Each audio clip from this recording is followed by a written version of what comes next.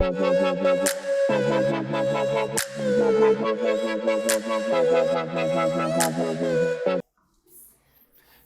right, so we are starting our new series as we come back to having lesson time.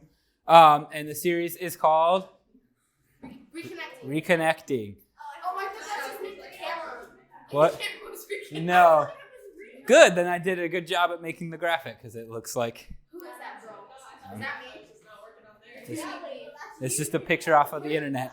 So, okay. So, after having like 6 months off,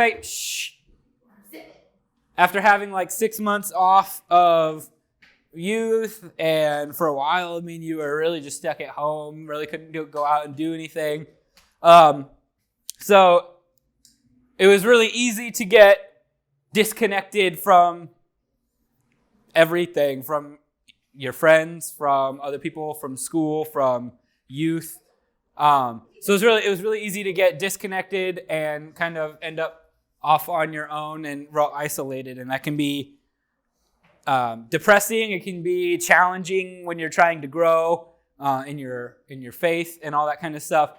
And so as we come back together after being off for so long, I wanted to take the first few weeks to focus on reconnecting and getting back into the swing of things, because I know I don't want to just act like the last few months didn't happen. Like, it was hard. It was challenging. It's not something that we've ever faced before. So I wanted to address that. And so over the next few weeks, we're going to look at reconnecting with different things, whether that's reconnecting with our friends, reconnecting with youth specifically, reconnecting with God, whatever it is. We'll look at those over the next few weeks. So today, we're going to look at, usually when I do these lessons, these series, a lot of the time, the last week, I kind of build up to the last subject, which is always kind of looking at how the series connects to your relationship with God. And so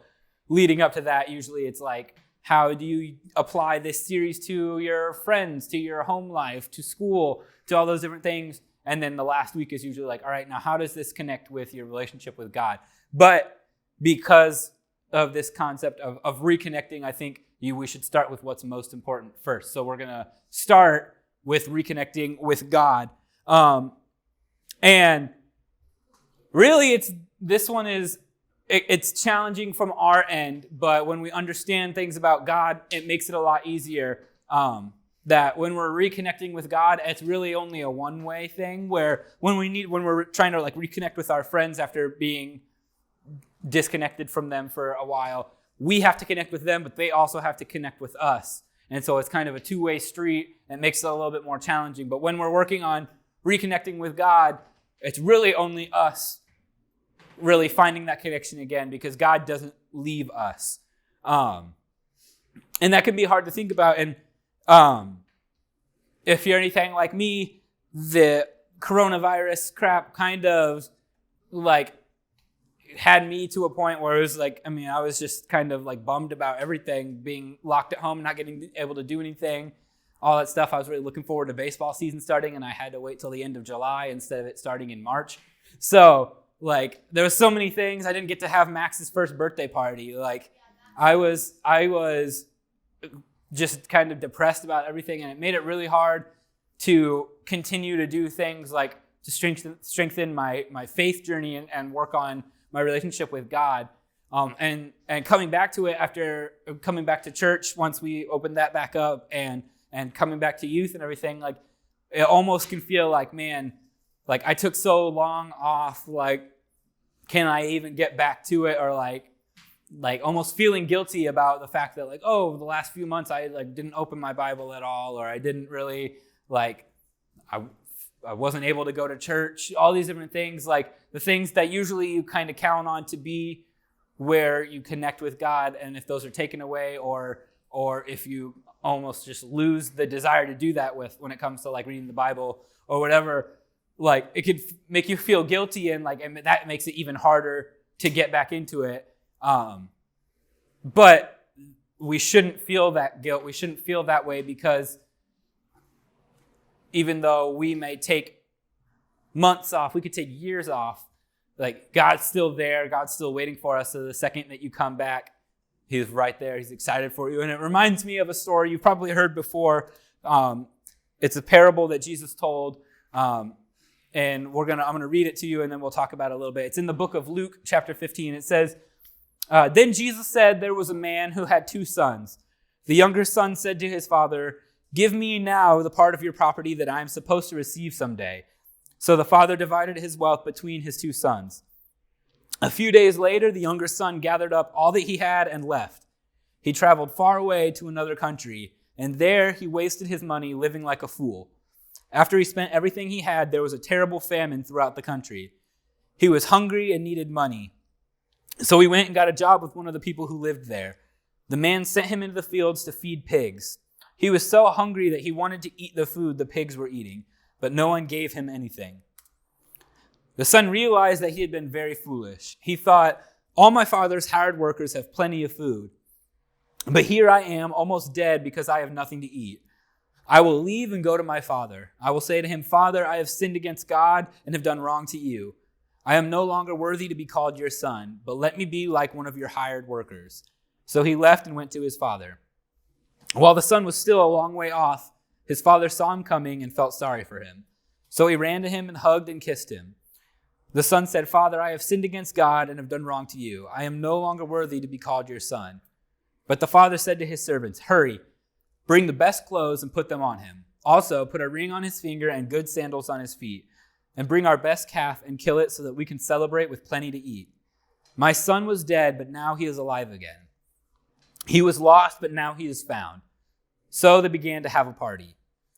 The older son had been out in the field. When he came near the house, he heard the sound of music and dancing. So he called to one of the servant boys and asked, What does all this mean? The boy said, Your brother has come back, and your father killed the best calf to eat. He is happy because he has his son back safe and sound. The older son was angry and would not go into the party. So his father went out and begged him to come in. But he said to his father, Look, for all these years I have worked like a slave for you. I have always done what you told me to do, and you never gave me even a young goat for a party with my friends. But then this son of yours comes home after wasting your money on prostitutes, and you kill the best calf for him. His father said to him, Oh, my son, you are always with me, and everything I have is yours. But this was a day to be happy and celebrate. Your brother was dead, but now he is alive. He was lost, but now he is found. So, in this story, I mean, it's really easy. Like, a lot of the times we might feel like the second son. We're like, man, I'm doing all this stuff, and I come to church all the time, and I do all these things, and I work for God, and that feels great. But I think more often than not, we are the first son, and we find ways to stray away, and we do things that we shouldn't do. We take breaks. We get away from what it is that we're supposed to be doing. And I think over the past few months, that was really easy for all of us to do, myself included. I mean, I'm not going to claim that I'm not just like that. Like, I took a break from doing really anything important, and I let my relationship with God slip because it was easy to do that in the middle of the coronavirus and all of that stuff. So it makes it challenging to come back because we feel like the son. We say, you know what, I'm not even worthy to be treated like a son anymore. We might look at God and say, I'm not even worthy to come to church anymore. Like those kinds of things. And God is like the Father. He's there waiting to he sees us coming. He sees the fact that we even have that desire to come back. And he meets us down the road. He comes running to us and welcomes us back because he's not mad that we took a break. He's happy that we came back. And that's the way God is. He's just waiting for us to come back. He's just waiting for us to see that we need him and whatever it is that we're able to do, whatever it is that whenever we're willing to say, you know what, God, I'm here, I'm ready, take what I have. I know that I kind of screwed up back there. I know that I haven't been the best, but I want to move forward.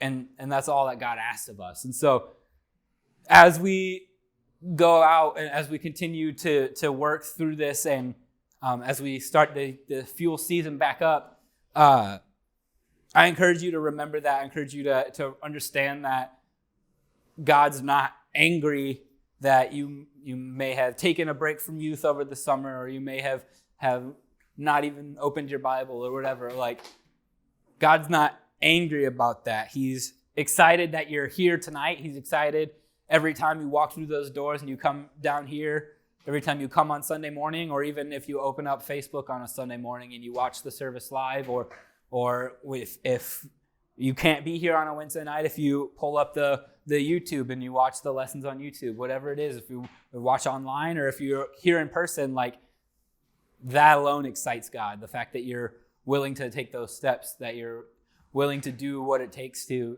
be a part of his kingdom, be a part of his family. So I encourage you to not be discouraged, to not feel guilty about the fact that the last few months were hard, because it was hard for everybody.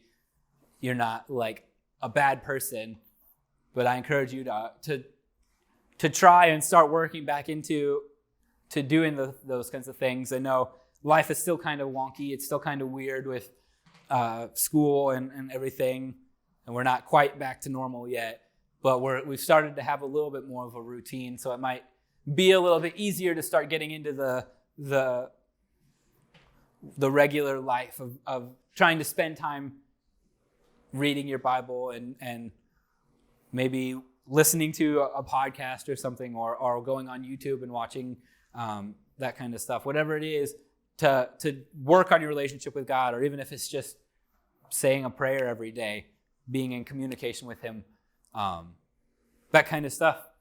And that's the way that we will grow. That's the way that we strengthen our relationship with him, and that's all that he asks. So that's what I encourage you to do. That's what I encourage you to leave with tonight.